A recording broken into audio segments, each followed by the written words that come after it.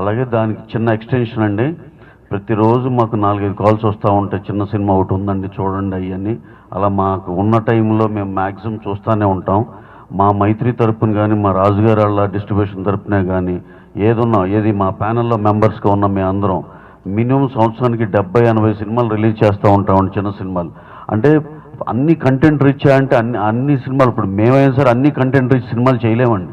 మనం ఏదో మంచి సినిమా చేసామని ఒక పాజిటివ్గా ముందరికి వెళ్తాం.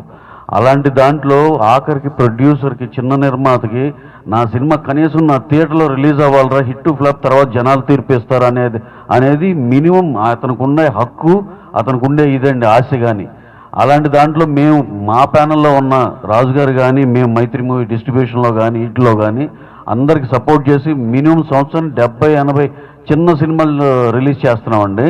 అలాగే మేము ఇది కంటిన్యూ అవుతుంది, మేము ఆ సపోర్ట్ ఇస్తూనే ఉంటాము. అంతే, చిన్న సినిమా తీసేవాళ్ళు చిన్న పెద్ద లేదండి. అది దానికి ఏంటంటే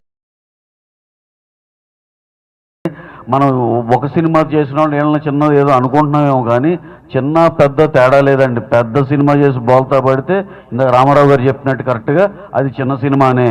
చిన్న సినిమా లిటిల్ హార్ట్స్, రాజు వెడ్స్ రాంబాయ్ ఇలాంటి సినిమాలు ఆడితే అవి పెద్ద సినిమాలే, వాళ్ళు పెద్ద నిర్మాతలే. అంతేగాని దాంట్లో కేటగరైజేషన్ ఏమి లేదండి. అలాగే ఇప్పుడు దాకా మేము ఎలా సపోర్ట్ చేస్తున్నామో, ఏది అయితే రిలీజ్కి నోచుకోని సినిమాలు వాళ్ళు వచ్చి లేదండి చేద్దామంటే మేము అన్నీ ఎలా సపోర్ట్ చేస్తున్నాం, ఫ్యూచర్లో కూడా అలాగే కంటిన్యూ అవుతుందండి. అందరం మన ప్రొడ్యూసర్లు అందరం ఏకతాటి మీద ఉందాం. అలాగే మన ప్రోగ్రెసివ్ ప్యానల్ని మన అందరం కలిసికట్టుగా గెలిపించుకుని సింగిల్ మొత్తం టాప్ టు బాటమ్ అన్నీ ఏదైతే పోస్టులు ఉన్నా అన్నీ ఈ ఛానల్, ఈ ప్యానల్, ప్రోగ్రెసివ్ ప్యానల్ గెలిపించాలని అందరం రిక్వెస్ట్ చేస్తున్నాం. ఎందుకంటే ఇక్కడి నుంచి మనం చేసుకోవాల్సింది చాలా ఉంది. మనకి లక్కీగా గవర్నమెంట్స్ కూడా మంచి సపోర్టివ్గా ఉన్నాయి. సినిమా ఇండస్ట్రీ, సినిమా ఇది చాలా పెద్ద హబ్ చేయాలి ఇండియాలోనే అనే ఒక చాలా పెద్ద ఆశయంతో ఉన్నారు గవర్నమెంట్ కూడా. మనకి ఈ సినిమాలు తీసేవాళ్ళు అందరూ ఒక ఏకతాటి మీద ఉండి, అలాగే ఇప్పుడు తీయలేని పరిస్థితిలో ఉన్న వాళ్ళు అందరిని కూడా కలుపుకుని వాళ్ళు కూడా మళ్ళీ సినిమా తీసే వాతావరణం క్రియేట్ చేసి డెఫినెట్గా అందరం కలిసికట్టుగా ముందరికి వెళ్ళాలని మేము అందరం భావిస్తున్నామండి. అలాగే ఈ అన్నిటిలో మీరు విపులంగా జాగ్రత్తగా అన్ని పాయింట్లు ఆలోచించుకుంటే మీకే సొల్యూషన్ దొరుకుతుంది. ఒక్క 10 మినిట్స్ 15 మినిట్స్ కేటాయించుకోండి. ఎవరైతే ఓటేసేవాళ్ళు అరే ఎందుకు చెయ్యాలి, నేను ఎందుకు వీళ్ళకి వేయాలని ఆలోచించుకుంటే మీకే ఆన్సర్ దొరుకుతుందండి.